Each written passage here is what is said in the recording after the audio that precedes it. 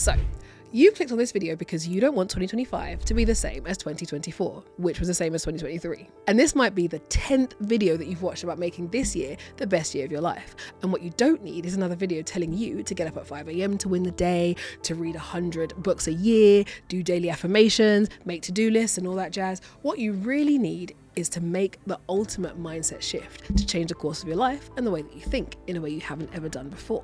And for this, you need something big.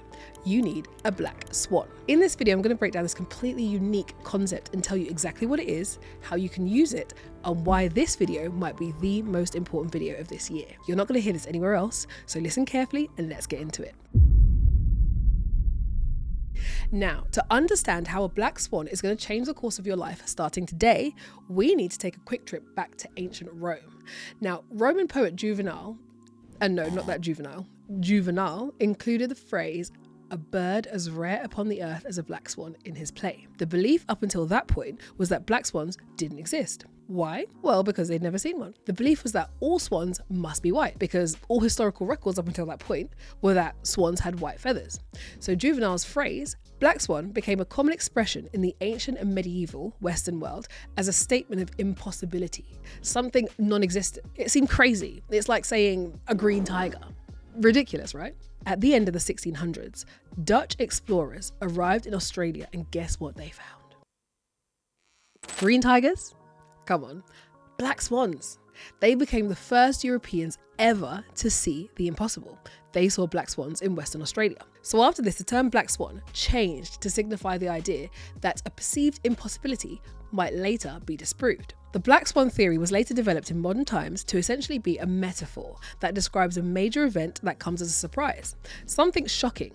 It's something that has a major impact because up until that point, no one saw it coming and people might have even thought it wasn't possible. So there's actually some criteria to what makes a black swan event. To fully break down a black swan event, the event has to firstly, number one, be an outlier. So it's outside the realm of normal expectations because nothing in the past convincingly points towards this being likely or even possible. Basically, we don't see it coming. It's a surprise.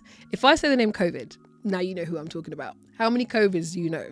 Just one. I imagine most of us probably only know one COVID. If you know two, put it in the comments. But it's unexpected. This makes it something that's extremely difficult to predict. Two, it has an extreme impact. So this isn't just a random inconsequential event that we're talking about, something that when you really think about it, it actually doesn't affect anything. Oh no. Instead, a black swan or black swan events have a massive impact and they change things after they've come. So I don't mean your long lost relative comes from abroad and finally gets to see you and then it's a surprise and that's really nice, because really that doesn't actually change your life. What I'm talking about is something like COVID, because I'm sure when COVID came to visit, he changed your life. Am I right? Massive impact. And lastly, number three, and most interestingly, they're often retrospectively explained away. So human nature makes us come up with explanations for why black swans come, but only after the fact. We try and make the event explainable and predictable. Like, of course, it was always gonna happen. We knew it was gonna happen. It's easy to rationalize unexpected things in hindsight, as though we could have just expected it and if we paid attention, we would have seen it coming. But in reality, it's never as simple as that. So these three things are how we know we're dealing with a black swan. And what you have to realize is that a small number of major black swans explain almost everything in our world, from changes in the way that we live, the way that we operate, the success of ideas and inventions, the dynamics of historical events, and even the elements of our own personal lives. Once a black swan event takes place, reality shifts. Things we didn't think were possible now are. How long did it take for the first man to run under 10 seconds? From forever to 1968. It seemed impossible until somebody did it. And after that, 170 people have done it many times over. Reality shifted and now it's an attainable goal. Now we've covered off exactly what a black swan is. I want you to hold that thought. So before we go ahead and use the black swan to shift you on course for massive changes this year, we need to have a solid understanding of what's been stopping you every time you've tried before. And this is what we call the dreaded resolution spiral. You know what I'm talking about. Every new year, here we go again. This year, I'm gonna insert goal. Now I know last year I said this, but no, this year I'm gonna insert goal. Different year, same story, over and over again. And if you really don't believe me, listen to this. Research from the Journal of Clinical Psychology has found 80% of resolutions fail by February. 80%. That means that you're way more likely to fail than you are to succeed. And the odds are actually stacked against you, funnily enough. At this point, it's better to just make a normal, regular goal and just forget the New Year's part, because that's what seems to be the problem here. Even more shockingly, only 9 to 12% of people manage to achieve what they set out to do long term or by the end of the year. Funnily enough, I feel like deep down, many of us just know this is going to happen. It happens so often, but yet we all still go again. We jump into the good old resolution spiral all over again. So what's really going on? If we really want the goal so much, why does it keep happening? To answer this, there's 4 aspects to the resolution spiral that we need to understand. Only one might be the main culprit, or that you might suffer from all of them. Either way, we need to get to the bottom of the resolution spiral problem. And the last one is the one that never really gets considered, but probably plays the biggest role in keeping things the same year after year. So let's go over them. Number 1, the resolution flaw. The main issue with New Year's resolutions is that by their very nature, they can often default to just being mindless and robotic, holding no real meaning. You generally know that you desire to achieve something, you want to achieve a certain thing. January rolls around, you slap it on the page, you're like, this is my goal. I want to drop 2 dress sizes, pay off my debt, save X amount, learn whatever skill, get better relationships, start a business, a side hustle, and so on it goes. Easily, they can get very repetitive in nature. Sometimes they're not given enough thought as to what we're actually trying to do. What's the core of what we're trying to achieve, and what will be fundamentally different in your life now, and that means that it's going to happen this time. Remember, you're used to not doing it, so doing it isn't going to feel normal. Number 2, next up, is not having a sustainable plan. So you either have no plan or an unrealistic plan, and then you can't maintain that throughout the year into the future. I don't think I really have to go over why having no plan is part of the jump downward into the spiral. I think it's quite obvious why it's an issue, but now having a plan that's half-hearted, not well thought out, not completed, not based in reality, that means that you'll have no commitment or attachment to it, ultimately meaning it won't actually get you anywhere. Sometimes having a half-hearted plan might even work against you, because it gives you the full sense of complacency that keeps you stuck. Let's be honest, how many plans have you made versus how many have actually worked out? I'll let you answer that. Number 3, not genuinely believing that you can actually achieve the goal that you set. And this is one that you have to get really, really real with yourself with. Do you actually believe that you can do this thing? Honestly, like when you close your eyes, can you see it? Can you imagine yourself in the scenario and what it feels like on the other side? If not, subconsciously your actions are most likely going to be empty, and they're not really going to bring about the change because you don't have any expectations. When you set these goals for yourself, it's more of a wish than a goal. It's what you know you truly desire. So you feel like, yes, it's a new year and I should be making this change happen, but really there's no substance behind it because you don't actually believe you're going to do it this time. It's doomed from the very beginning. Number 4, and lastly and most importantly, playing too small so the needle doesn't move dramatically in your favor. Now, you have everything else that we've just discussed fully addressed, fully on track. But this, depending on what you're trying to do and how big the changes that you want, this can really put the roadblocks up to you getting to that finish line. So with this, you're actually doing it. You're taking action, you're going through the motions, you're moving forward and making progress. The main problem here is that the things that you're choosing to do are small, easy things that you're comfortable doing and that you may have even done before. Not necessarily the bigger, bolder things that mean that you're actually going to get significant change and get a major goal achieved. Now, in saying that, there's always a place for the smaller things, of course, because they're often needed too. Of course, not everything is about taking big, bold actions, especially when you're trying to do things like introduce a new habit or new behavior. Starting off small and steady can often be the key to building a new habit and building muscle memory to allow you to go the distance, to slowly change your neural connections over time. So this isn't actually applicable for every person or every situation or every goal. But if what I'm saying actually resonates with your situation, deep down you're going to know. You're going to instinctively know if this one applies, because it's things like you've been putting things off for a while. You've been scared to entertain certain ideas or certain things, and they're coming to mind right now. Let me give you an example. Say you want to start your new business. You've done a few bits and pieces, you've incorporated it, you've made a logo, you've got some leaflets, started a page, you've done all your best to find new clients. However, you absolutely do not want to put yourself out there. You do not want your friends and family to see it, or anyone else you know for that matter. You just want to quietly build it in the background. This is instead of actually doing the genuinely impactful things that are truly going to make a difference, like being as public as possible, getting attraction, making as many people as possible aware of what you're doing, which can then, of course, bring about new opportunities. This means being more vulnerable, because when you put it out there, there's a risk of embarrassment. And of course, most people don't want to be embarrassed. Now, another example, say you want to lose weight and get fit. So you might decide to take some action. So you do things like starting to cut down your sweet treats. You might not be eating after a certain time, you're going on a walk a day, and these are certainly really great actions. So you should of course be doing them. But what if you just don't do them? What if you just don't do them?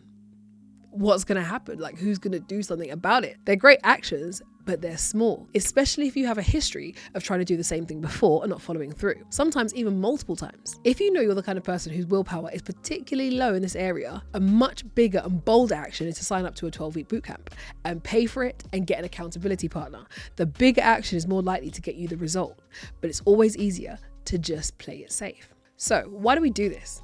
Sometimes it's down to fear or doubt because we can actually put it off, so we can choose to walk down the safer road because we know that we can do it. It could also be subconscious.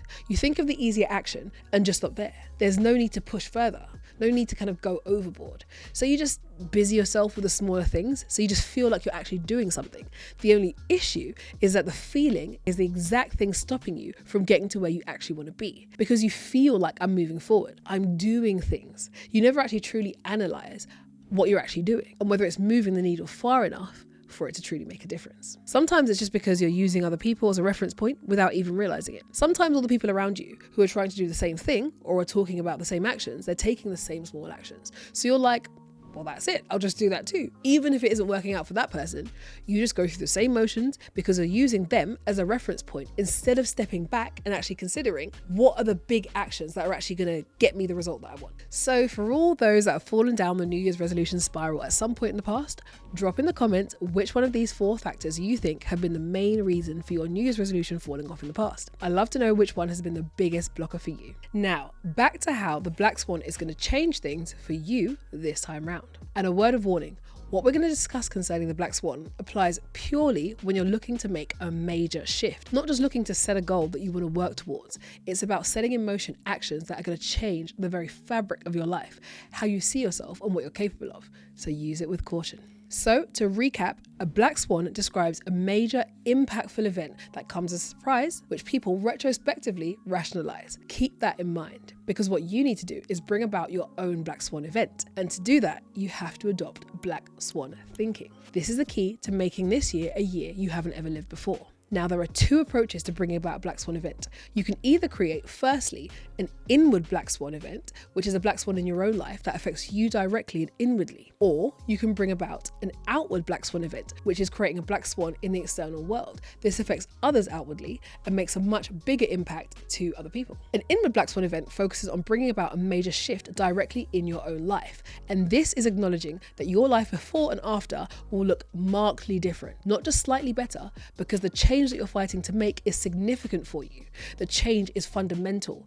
People that you know will be shocked because it's outside of the realms of what you normally do and what you normally are. Something has drastically changed in you and your life, and it's evident things are completely different. Say you managed to overcome an addiction that you've been fighting with for many, many years. Say, for instance, you drop a ton of weight when you never could do it before. Say you majorly upskill and then you change your career trajectory completely. The main indicator is how much of an impact the change is going to make for you. Some people can go on a weight loss journey and get results really easily. Other people don't battle with certain things as an addiction, while others do. So you need to know what is a major change that you need to make that causes a massive difference in your life. An outward Black Swan is you creating a massive impact outwardly in the external world. So you're going after a big goal.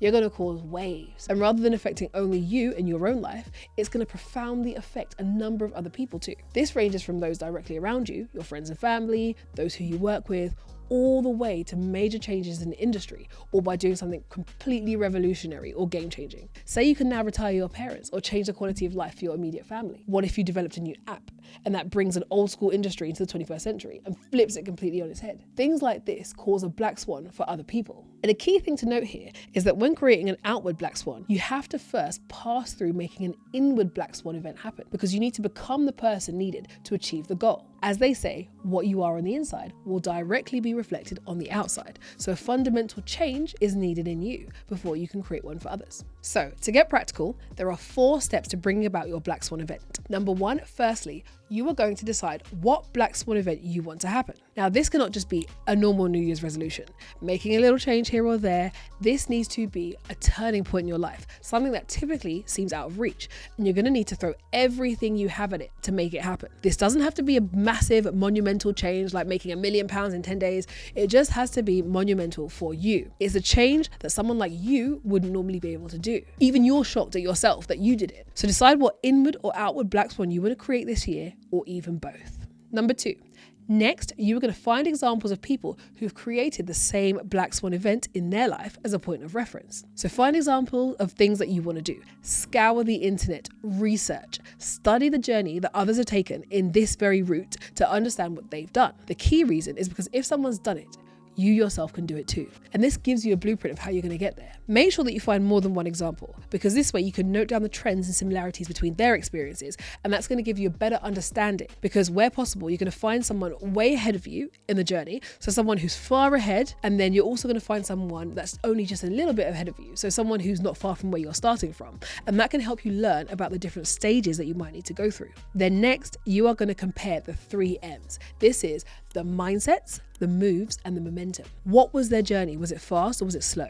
Did they do lots of prep? Or did they just make big moves to achieve the goal faster? Did they go down before they came up? Did they have to try many times before they got successful? Understanding these patterns is going to help you set your expectations. And this is not to say that you're going to have exactly the same result as them, but if you mirror their journey as much as possible, it's going to help you and should help you on your way. And even if you only achieve a little bit or half of what they have, it should still have a massive impact and cause a massive shift for you. Number 3, next up, you are going to create a 12-week plan to fulfill. Now that you have the base, it's time to create the plan. If you haven't read the 12-week year before, this is mandatory reading. After that, I don't think you're ever going to be setting a goal for a whole year ever again. There's lots to it, but the main idea is that a 12-week period is long enough for you to be able to make some significant, massive gains and achieve a lot, but it's also short enough for it to not seem too long and out of reach. So that way you don't burn out along the way. You're repeatedly simulating that momentum that you get when you start a new goal, when you get going, as well as the rush that you get at the end when you're racing to complete it before you finish the deadline. It's like experiencing the momentum of January